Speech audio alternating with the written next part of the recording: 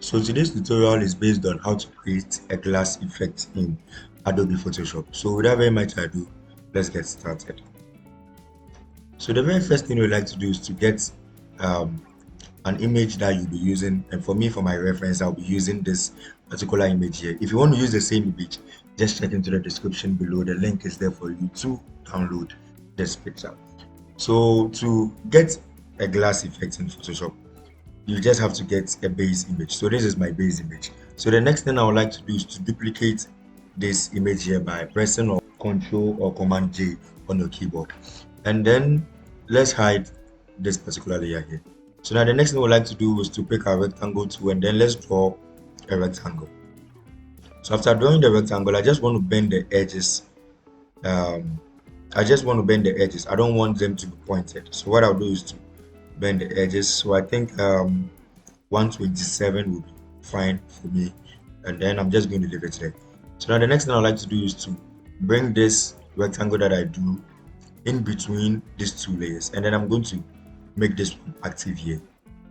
So now when I'm done, I'll come back to this particular one here, and then I'll come to filter, and then we choose blur, and then we choose Gaussian blur.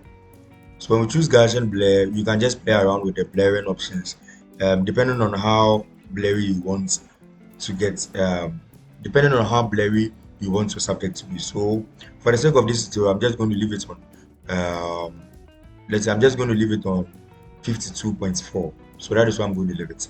So now when we are done, the next thing we like to do is to create a clipping mask. So we right click here and then we select create clipping mask.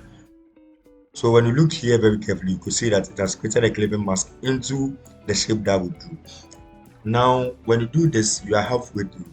But the problem here is it is not visible enough. So what we have to do is to add what we call some shadows to it. So let's double click on the rectangle, and then we have the layer style opened. Let's choose a drop shadow. So you can choose to add a drop shadow to it. And then with this particular option too, you can still play around, and then you choose whatever options that you want. But for this tutorial, I'm just going to put it on 19, and then let's see, let's just put this one on 30. Let me leave this one on 30.